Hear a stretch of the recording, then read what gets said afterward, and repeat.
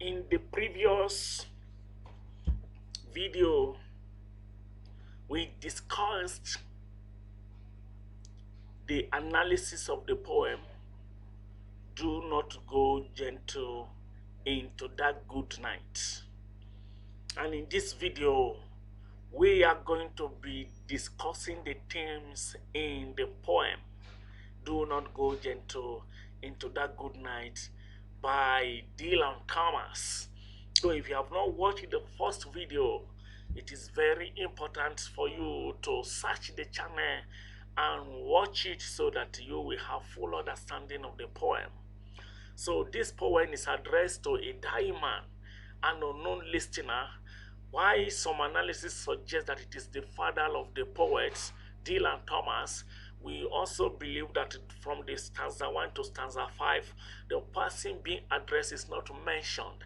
It is in the stanza 6 we discover that he told his father also not to die and fight, not to go gentle into that good night. Rather, he should fight and then fight before going to the land of the dead, not just succumbing to death and passing away. So let's look at some of the themes in the poem which are very, very important. Now, we have the theme of death. In fact, death is a recurrent motif in the entire poem. Do not go gentle into that good night.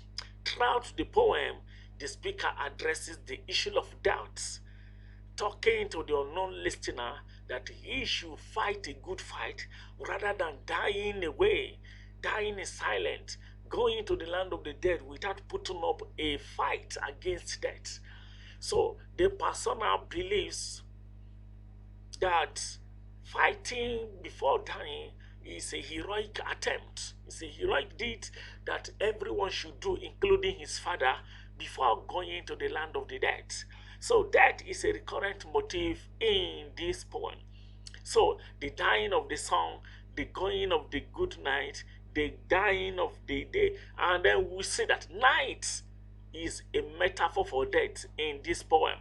And also we see that light is also a metaphor for life in this poem.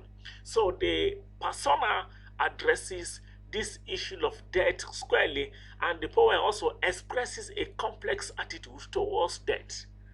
The speaker acknowledges that death is an impossible to evade, but urges his father also to fight for as long as he can, so that he can live to fullness on earth before going to the land of the dead.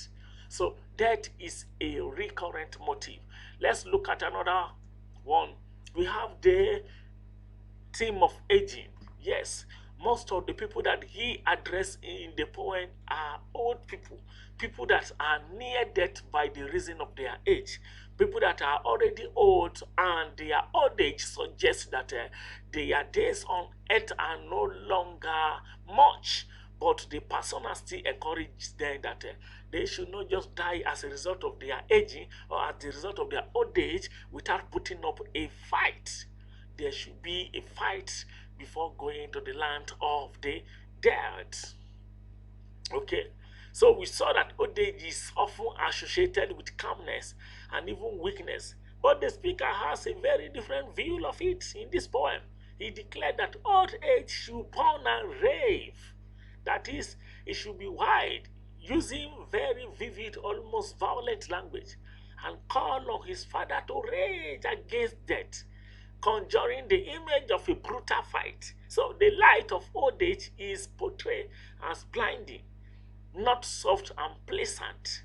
So despite the age, the father should use all the strength left within him to fight for his life, to fight against death, to put up a good fight before going to the land of the dead.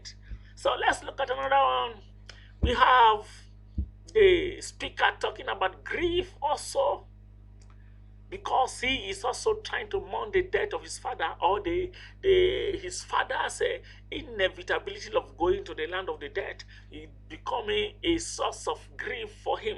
So the speaker grieved for his dying father, just as all people grieve the loss of their loved ones. So the speaker suggests that a fear and grief are natural responses to death. In stanza 6, he suggested that. And then he grieved that his father is going, and then his father should give him either blessing or curse before he dies. You can see that all those words are out of grief, are born out of grief that his father is now about to go away to the land of the dead. And he will be left on earth to also put up a fight against death before he dies also. So he requested his father's blessing before his death. And all this was done at the point of grief, because the situation of the father suggests that even if the father put up a very good fight against death, he may probably not be able to live longer down the time that is already maybe destined for him. So let's look at another one, anger. Who expresses anger in this poem? Who rage against who in the poem? So we see that the poem tell its reader to rage against dying, against death, and against whatever will bring death, and not to succumb to death by going to the land of the dead, but to put up a very good fight. Then the poem also offers several examples of men who feel their lives unfulfilled, but it does not offer any reason why raging might be more appropriate than despair or peaceful acceptance of the absurdity of death. So anger is a very heated one, and it is born out of a strong emotion against death, against dying, against even old age.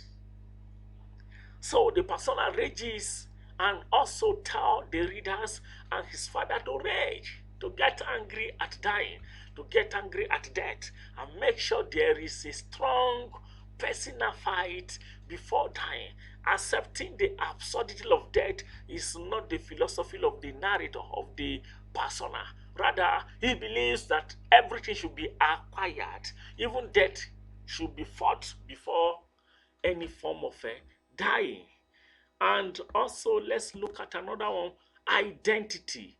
This poem is also addressed the issue of identity. He addresses his father, and then we saw the identity of his father also in the poem. Then we have the issue, okay, from this now we are going to the literary devices. Literary devices will be in another video also. Please make sure you subscribe so that you get to know about the literary devices also. See it, metaphor is very prominent in this poem.